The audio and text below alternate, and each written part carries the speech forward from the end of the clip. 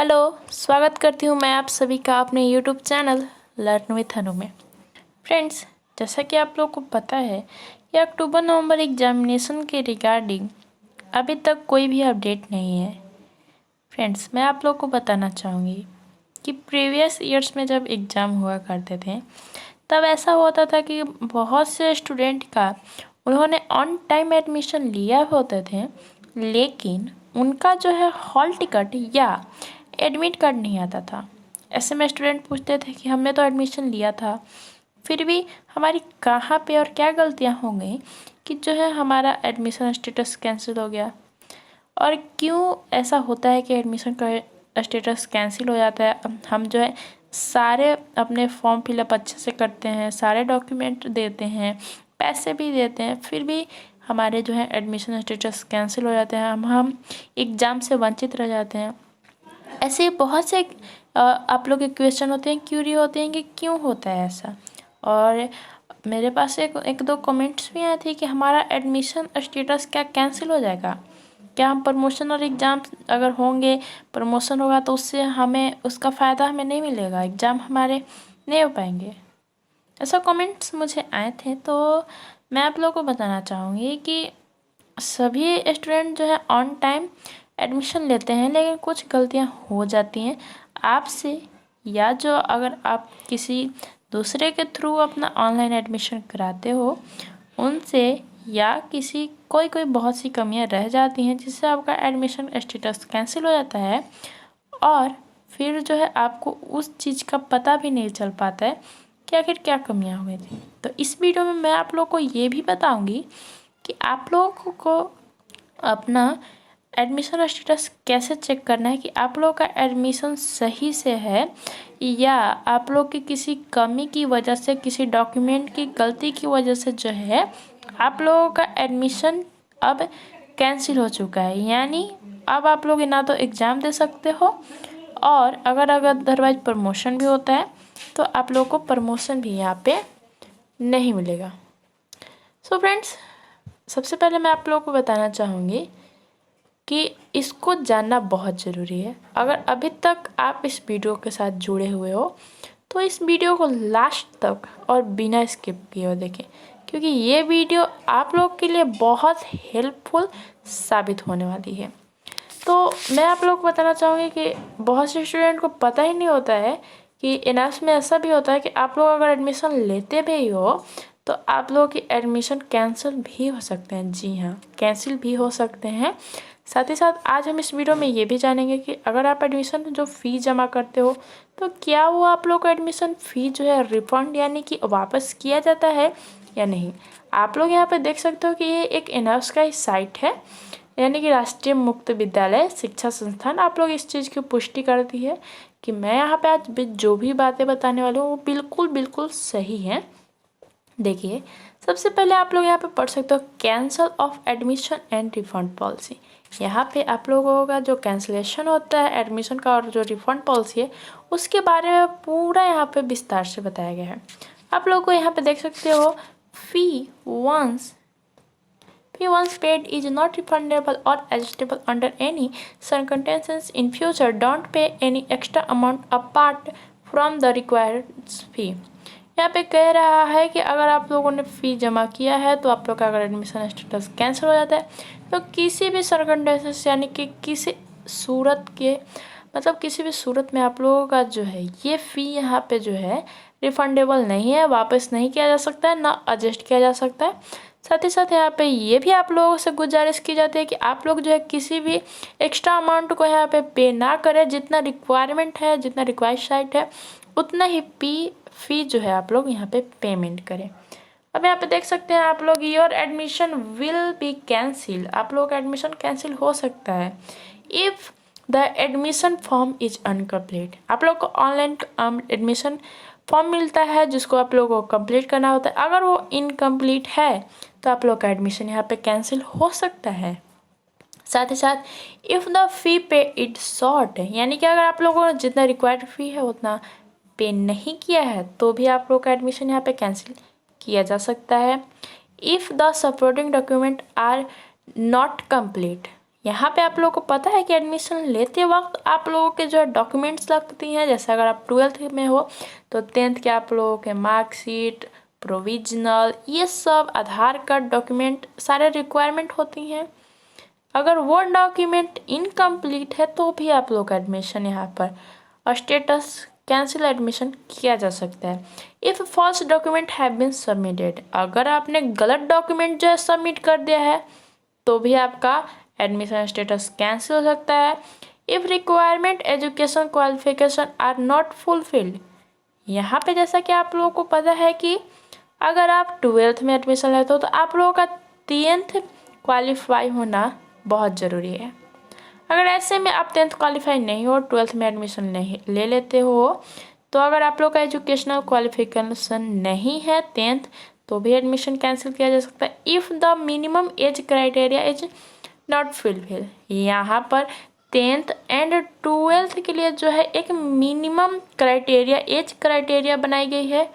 अगर वो आप लोगों का एज न्यूनतम नहीं है, अगर आप उस एज के नहीं हो, तो भी आप लोग का एडमिशन जो है यहाँ पे कैंसिल किया जा सकता है ना उसकी ओर से। इफ़ इनकरेक्ट और रॉन्ग इन्फॉर्मेशन इज गिवन, अगर आपने गलत और जो है आप लोगों का इन्फॉर्मेशन गलत दिया है तो भी आप लोग का एडमिशन कैंसिल हो सकता है। If the secondary examination is not pass from a recognised board, देखिए कुछ दिनों पहले ही यूजीसी की ओर से जो है कुछ फेक यूनिवर्सिटी और फेक बोर्ड का जो है वहाँ पर सूची जो है तैयार करके उसको रिलीज कर गए थे कि बहुत से जो है बोर्ड जो है उनकी मान्यता रद्द हो चुकी है। अगर ऐसे में आपने किसी सेकेंडरी एग्जामिनेशन किसी ऐसे बोर्ड से आपने पास किया है जिसकी मान्यता ख़त्म हो चुकी है या मान्यता है ही नहीं, तो भी आप लोगों का जो है यहाँ पे एडमिशन कैंसिल किया जा सकता है। इफ़ रजिस्ट्रेशनल प्रूफ इज नॉट अचेड, यानी कि अगर आप लोगों का निवास, यहाँ पे देख सकते हो रजिस्ट्रेशनल है, तो आप लोगों का जो निवास वो अगर प्रूफ सही नहीं है तो भी आप लोग का एडमिशन यहाँ पे कैंसिल किया जा सकता है। Not admission once cancel will not be recondition and fee paid will not be refund under any circumstances, यानी अगर आप लोगों का जो यहाँ पे एडमिशन एक बार कैंसिल हो सकता है तो वो किसी भी हालत में जो है आप लोगों का फिर से एडमिशन उस एग्जामिनेशन के लिए जो है नहीं लिया जाएगा। फ़ी किसी भी सूरत में आप लोग का रिफंड नहीं किया जाएगा। साथ ही साथ नोट, यहाँ पे एक इम्पॉर्टेंट नोट है, admission form received without support document will be rejected and fee will not be refunded, यानी अगर आप लोग का एडमिशन जो भी फॉर्म्स होता है वो अगर आप लोगों का विदाउट सपोर्ट डॉक्यूमेंट के मिलता है उन्हें, तो भी एडमिशन कैंसिल किया जा सकता है और फ़ी यहाँ पे रिफंडेबल नहीं है। अगर आप लोगों का सेकेंडरी और सीनियर सेकेंडरी की पब्लिक एग्जामिनेशन की फ़ी की बात की जाए तो आप लोगों का एग्जामिनेशन फ़ी जो है पर सब्जेक्ट 250 रुपये लगते हैं, ठीक है, और थ्योरी के 250 लगते हैं। प्रैक्टिकल एग्जाम के लिए पर सब्जेक्ट 120 यानी कि 120 लगते हैं। For secondary and senior secondary on demand examination, जैसा कि आप लोग को पता है कि एनआरएस में एक पब्लिक एग्जाम होता है और दूसरा ऑन डिमांड एग्जामिनेशन होता है। तो पब्लिक एग्जामिनेशन के लिए मैं फ़ी बता चुकी हूँ, और यहाँ पे ऑन डिमांड एग्जामिनेशन आप लोग के थ्योरी पेपर के लिए पर सब्जेक्ट 500 यानी कि 500 रुपये लगते हैं। सेकंड प्रैक्टिकल पेपर के लिए 200 आप लोग के एडिशनल पर सब्जेक्ट पर अटैम्प्ट, ठीक है। तो आप लोग के पर सब्जेक्ट के प्रैक्टिकल के लिए जिस सब्जेक्ट में आप लोग के प्रैक्टिकल रहते हैं उसमें जो है आप लोग के थ्योरी के अलग लगते हैं और प्रैक्टिकल के अलग से पैसे 200 रुपये लगते हैं। साथ ही साथ अगर आप लोगों को किसी भी चीज़ के लिए डुप्लीकेट कॉपी चाहिए, अगर आप लोगों को डुप्लीकेट कॉपी ऑफ सर्टिफिकेट चाहिए तो उसके लिए 200, अगर आप लोगों को डुप्लीकेट प्रोविजनल सर्टिफिकेट चाहिए तो उसका भी 200 चार्ज है। डुप्लीकेट माइग्रेशन मार्कशीट तो उसका आप लोगों का 200 यहाँ पे चार्ज है। अगर आप लोग पोस्टल यानी कि स्पीड पोस्ट के थ्रू कुछ मंगवाते हो तो यहाँ पे पोस्टल चार्ज जो है 50 रुपये है, और अगर आप लोग को डुप्लीकेट आइडेंटिटी कार्ड चाहिए तो उसका 100 रुपये यहाँ पे चार्ज है। और यहाँ पे वेरी वेरी इम्पॉर्टेंट नोट भी आप लोगों के लिए है कि the examination fee is required to be pay by और रनर, यानी कि अगर सभी विद्यार्थी को एग्जामिनेशन फी देना यहाँ पे ज़रूरी है। It is the same for secondary and senior secondary courses. आप लोग के 10th और 12th के लिए जो है यहाँ पे फ़ी बिल्कुल ही सेम है। और यहाँ पे लिख रहा है कि the fee once paid for examination will be refund or adjusted under any circumstances, यानी कि अगर आप लोगों का किसी भी कारण से एडमिशन स्टेटस कैंसिल हो जाता है, एग्जामिनेशन नहीं हो पाते हैं, तो यहाँ पे फ़ी जो है वो रिफ़ंड नहीं किया जाएगा और उसको एडजस्ट भी नहीं किया जा सकता है। ठीक है, तो ये थी कुछ इम्पॉर्टेंट बातें जो आप लोगों को जानना बेहद ज़रूरी थी। आपने इस वीडियो में जाना कि आप लोग के एडमिशन स्टेटस किन किन जो है प्रॉब्लम्स की वजह से कैंसिल हो सकते हैं।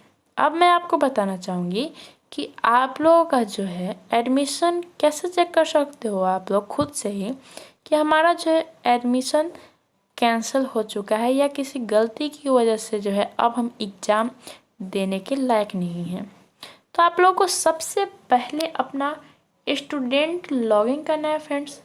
स्टूडेंट लॉगिन के बाद जो है आप लोग एनरोलमेंट आईडी अपना जो भी आप लोगों का ईमेल आईडी या एनरोलमेंट किसी भी थ्रू 2 तरीक़ों से जो है आप लोगों का यहाँ पर आप लोग अपना स्टूडेंट लॉगिन करते हो तो सबसे सस्ता उपाय होता है ईमेल और पासवर्ड के थ्रू आप लोग अपना ईमेल स्टूडेंट लॉगिन कर लें।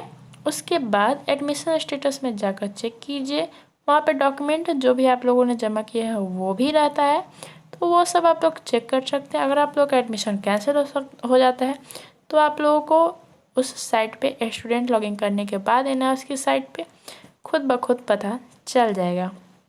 अगर आप लोग को नहीं आता है तो किसी आप ऑनलाइन फॉर्म जिनके यहाँ पे भराता है उनके यहाँ पे जाकर आप अपना एडमिशन स्टेटस चेक करवा सकते हैं।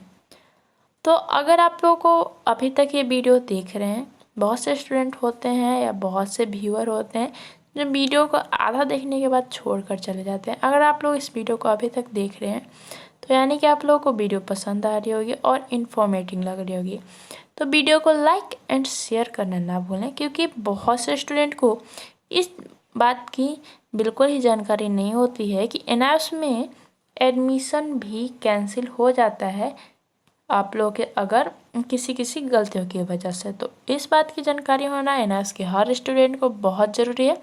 इस वीडियो को ज़रूर शेयर करें, क्योंकि आप लोग का एक शेयर हमें भी मोटिवेशन देगा और जिसको आप शेयर करोगे उसको भी जो है हेल्प ज़रूर होगी। So thank you so much watching this video friend.